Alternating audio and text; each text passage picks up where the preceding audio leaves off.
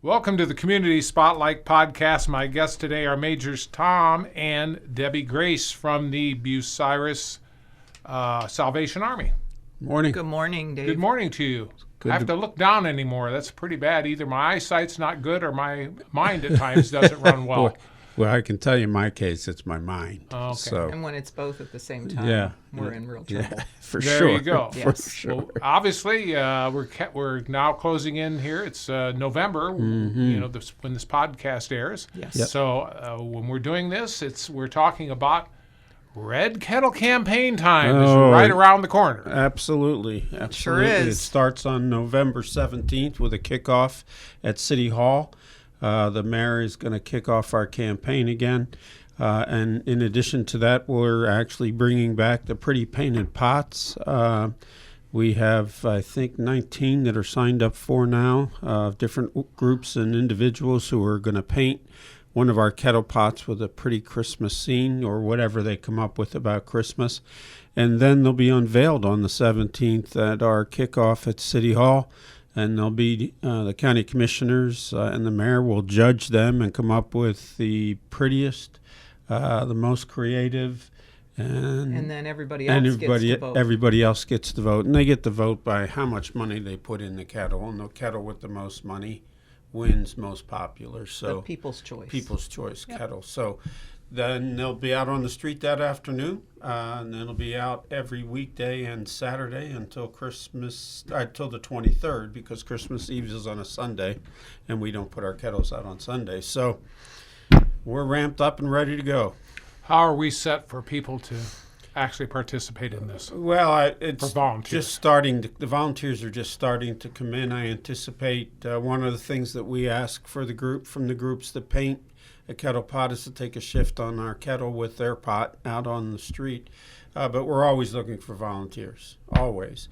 Whether it's groups and organizations or families and even individuals. It's a great way, I think, to demonstrate to children the act of giving back and doing something for somebody that doesn't have what they have. Absolutely. So we encourage families to come out, take a couple hours on a kettle. It's fun. We have families that come out and dress up and sing Christmas carols, the whole 9 yards. But again, we're always looking for volunteers. That's why I led you into that question, because I know that's very common. But you need the volunteers. Yes. Now, let's say I'm interested in volunteering. I heard this now today. This is the first time I heard this. How do I get involved with this? Well, you can give us a call at 419-562-0071 and ask for Kelly. And Kelly has our spreadsheet. She will plug you in on a date that's amenable for both of us. All right. I will repeat that. 419-562-0071. And Kelly is the name of the individual who will direct you on Schedule. Yep. that. And get your schedule. Yep. All right. Now, you're giving me a funny look there, Debbie, and I know it's not indigestion. No. So what exactly? Now, I know there's some other aspects coming over the holiday. Obviously, we're talking about Red Kettle Campaign, and that's very, very important.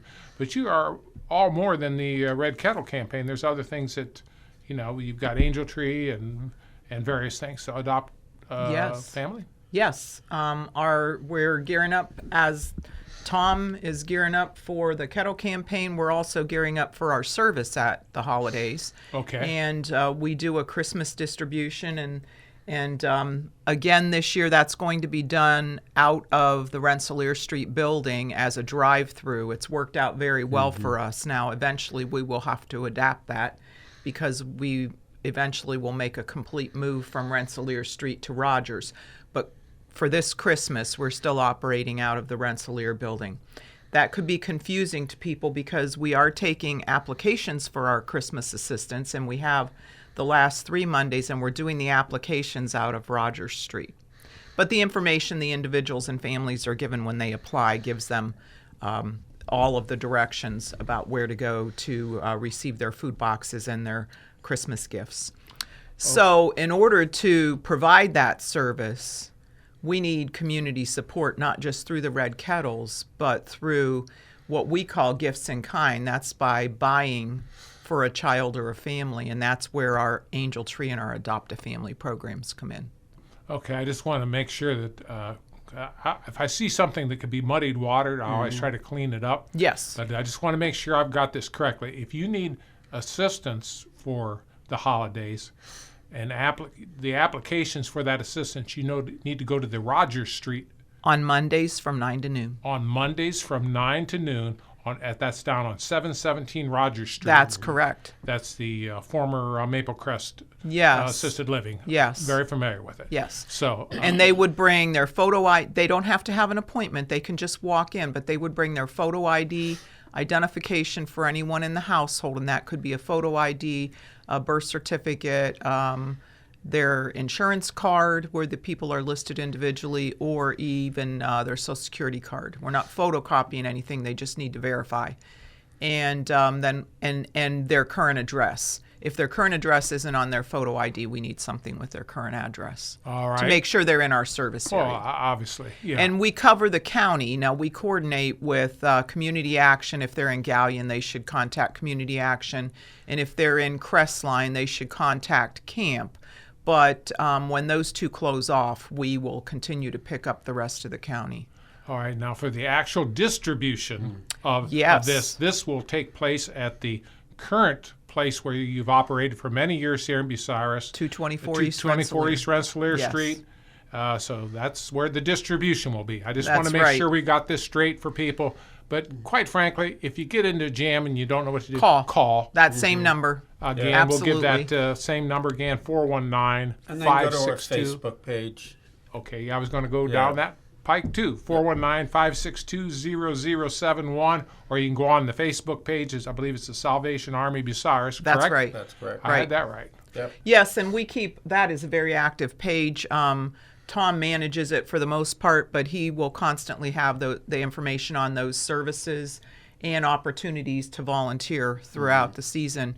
Our women's auxiliary is very actively involved in everything that's going on, Yes. and our board is very active as well. And you will see them out ringing bells.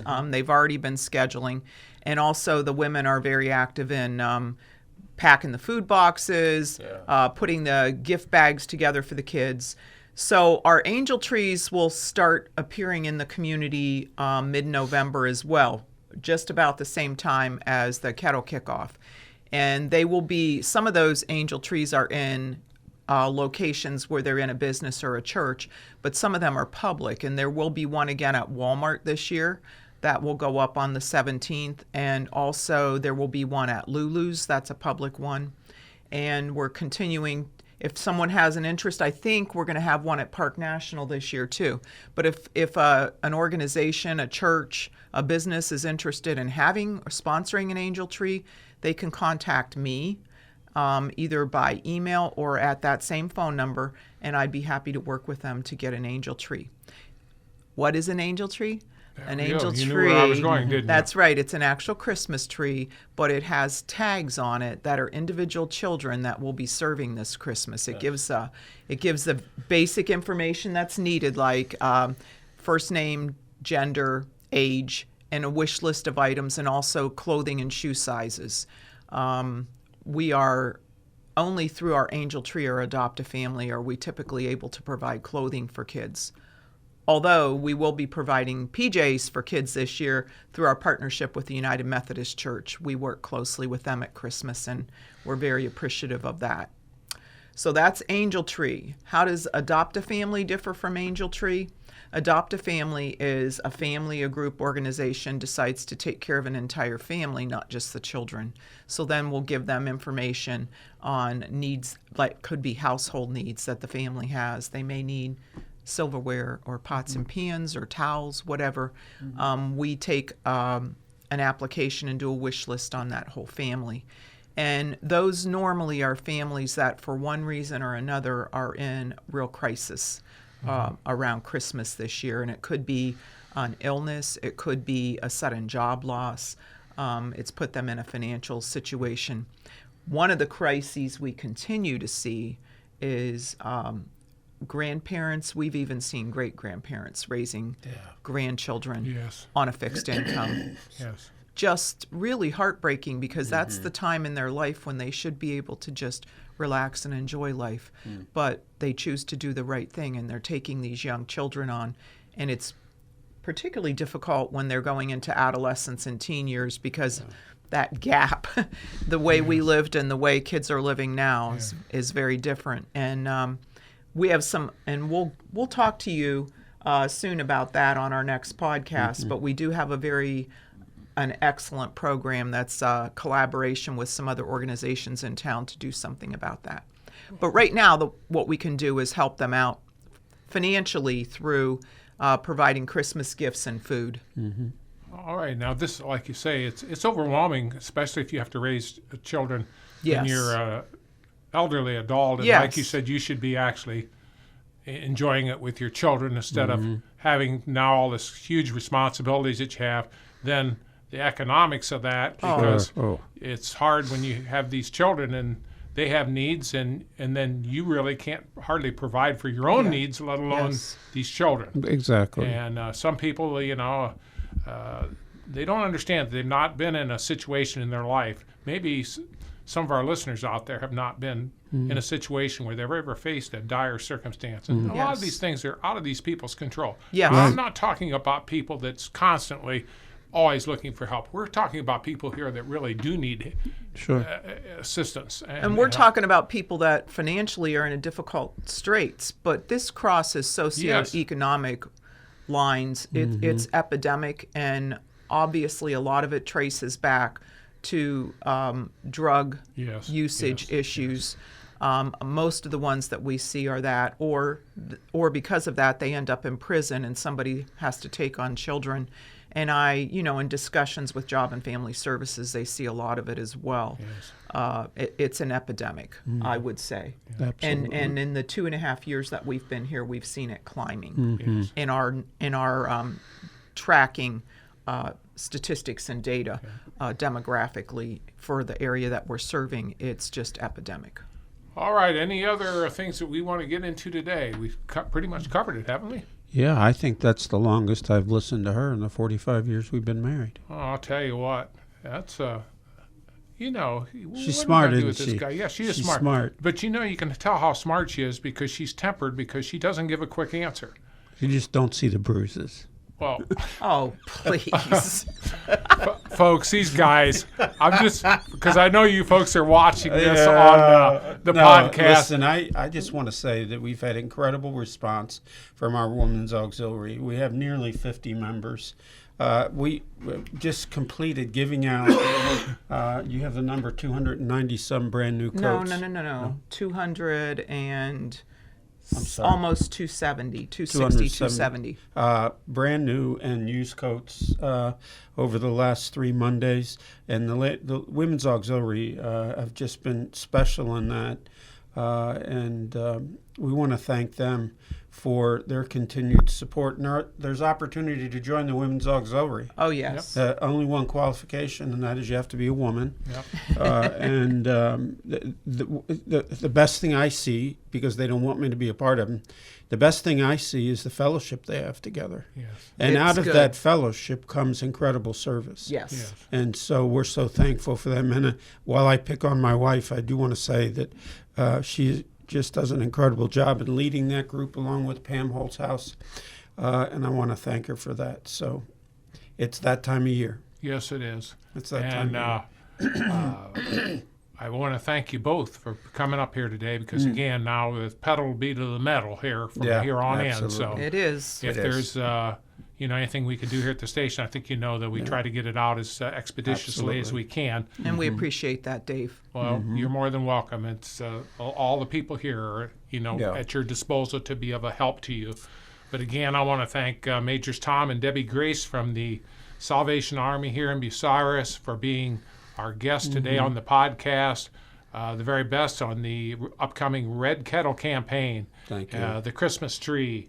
The angel tree, adopt a family. I get them. Everybody's got so many different names. Yeah. But main thing I can tell people is give, and give from your heart. Don't give just give from your heart. If you do that and you follow that leading, it'll always lead you to a good place. That's right, and every donation matters. And you can't outgive the Lord. No. You can't outgive the Lord. Well, thank you both for being guests again on the podcast, and we'll have you back in again fairly shortly. Thank you All for right, your thank you, continued Dave. support. You're more than welcome.